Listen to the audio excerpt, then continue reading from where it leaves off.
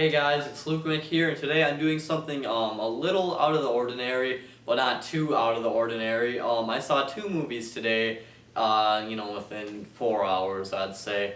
Two animated, two children's films, and instead of just doing two separate reviews, I'll just do it like this. Do you guys want the good first, or the bad first? Obviously, if you read the title of this video, you know what two movies I am reviewing. But I think I'm just going to get the bad out of the way, so if you have children in the room, please shield their eyes and ears, because I might drop a few words that you don't want them to hear, because the Smurfs 2 was a complete pile of steaming turtle shit. So, I did not see the first Smurfs, really didn't want to, and I probably never will. And, now I'm in the swing of things. I get to go see every movie that comes out pretty much. And this is one that I felt like I had to go watch, and I did, and I hated it a lot. Basically the movie is Gargamel, Hank Azaria, steals Smurfette, Katy Perry, and he needs to get her Smurf essence to sort of get more power to use with his magic and rule the world. And Papa Smurf and everyone else goes back to New York to go find Smurfette. So the story of this movie is just stupid. It's definitely not for more mature people. It's for like little kids. So obviously people that aren't little kids really aren't gonna like the movie, and of course I'm not a little kid. So the story is just so dumb and stupid, and it just isn't. And the performances, I don't think anyone really has anything to work with, but everybody's pretty awful. Hank Azaria is so fucking annoying in this movie. He's just that ugly, balding wizard that's just a complete idiot douche, and he's just annoying and has a stupid wand, and has that dumb CGI cat. That's another thing with this movie, the CGI. My god, there's so much of it, and it's so unnecessary. The cat is CGI. Why did he need a CGI cat? To give it some facial expressions, to make it funny for the kids? Fuck you. So, the CGI and the performances are bad. The only thing I really liked about the movie was that Neil Patrick Harris was in it, and he was in the first one. I like NPH, and, he really didn't have a lot to work with here, and it just seemed like NPH was going in there for a paycheck, because he's just so stoic. It's almost just like you're watching Neil Patrick Harris just play with Smurfs. And the comedy in the movie is meant for little kids, and it's just stupid. It's some of the dumbest stuff I've ever heard. There was one part that I kind of like chuckled, because it was so damn random. Gargador, or Hank, what the hell is his name? The wizard, Hank Azaria's character, gets exploded in some fireworks and, lands on a pillar or something, and he screams like a girl, and it came out of nowhere. The movie wasn't like that, and it was just so fucking random. It was this weird thing, and I thought that was funny. But, overall, Smurfs 2 is a hell.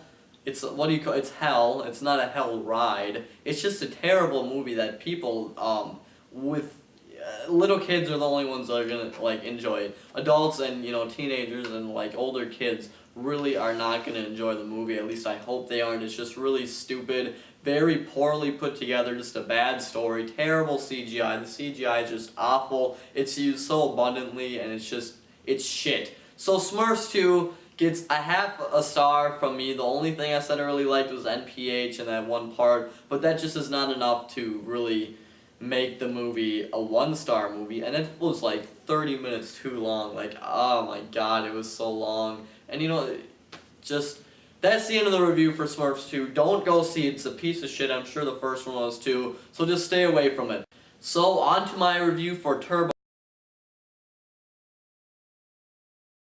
Now, first of all, I just want to say that this review is really kind of late. I just been putting the movie out for a while. I wasn't really too excited to see it, but I finally did decide I had to go see it at some point. So obviously I'm going to talk about it. So the movie is basically about Theo, a snail played by Reynolds, and he really just wants to be fast. He's sick of being slow, he doesn't like where his snail life is going, and he really wants to be in races. And his brother Paul Giamatti is more trying to be realistic about things and telling him, no, you can't go out and race, you're a snail, you're not meant to be fast. And then you have, you know, a bunch of other characters, and as it turns out, Theo, Ryan Reynolds, falls into like a car engine and gets super fast, and he meets up with some people that can bring him to the Indy 500 to race, and that's the plot of the story. Now it's interesting, you know, because it's kind of takes two polarizing things. It has snails who are supposed to be slow, and it has like them racing. So it's kind of a cool idea, except maybe the going fast a tail or snail could really get torn up going really fast down the runway. I'm kind of freaking out right now. I'm going really fast. I'm hungry. I've been sitting in movies all day and I haven't eaten a damn thing all day. So, anyways, I liked the story. It was definitely pretty unique. It doesn't make a whole lot of sense, but it's an animated children's film, so I can't really give a crap for that. Let's talk about the performances here. I really liked Ryan Reynolds in this movie. I generally like him in his movies. He's not in the best movies, but I do like him as an actor and just as a character. And his voice really goes well with Theo in the movie. Paul Giamatti as his brother, it's also really good. He seems like just a real lively character, especially towards the end. Samuel L. Jackson is in the movie, and he's always great. You gotta love that guy's voice. And Michael Pena is in the movie as well. Everybody, all the voices were really good in the movie. Ken Jeong was in the movie, and he just annoys me, so I really didn't like his character. That's one of my problems with the movie, but there aren't really many problems I have with the movie. Let's talk about the animation. The colors do look really faded on the snails, but they also just look very deep and just really detailed. I really did like the animation. Judging from the trailer, I thought it was going to be kind of dark and dreary, but after watching the movie, I really did like the style they were going for with the movie. And like I said, everything just looks so detailed, and I really do like the colors on all the snails. Some of the things I really didn't like were it was a little cliched. It had its moments. Some of the jokes fell kind of flat on its face, and like I said, there are some annoying characters, such as Ken Jeong's character. But overall, I thought it was actually very satisfying, animated, family-friendly comedy. I really enjoyed it quite a bit. One of the best animated movies to come out this year. I'm gonna give it 4 out of 5 stars. So if you guys want to go see a good animated movie that your children will love and you'll probably find some parts to enjoy, go see Turbo and don't go see shithole Smurfs 2, okay?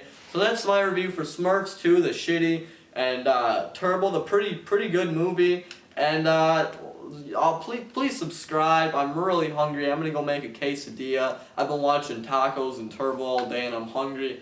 And I probably said this, but I'll talk to you guys later.